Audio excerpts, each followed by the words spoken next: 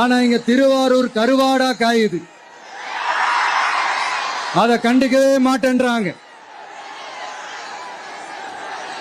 அவங்க அப்பா பேர்ல பேனா வைக்கணும்னு சொல்றீங்க, எல்லா இடத்துக்கும் அவங்க அப்பா பேரை வைக்கிறீங்க. சாரி, உங்க அப்பா பேரை வைக்கிறீங்க.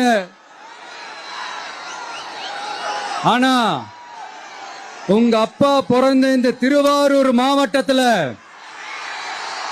ஒரு அடிப்படை சாலை வசதி கூட சரியா இல்லையா சார்?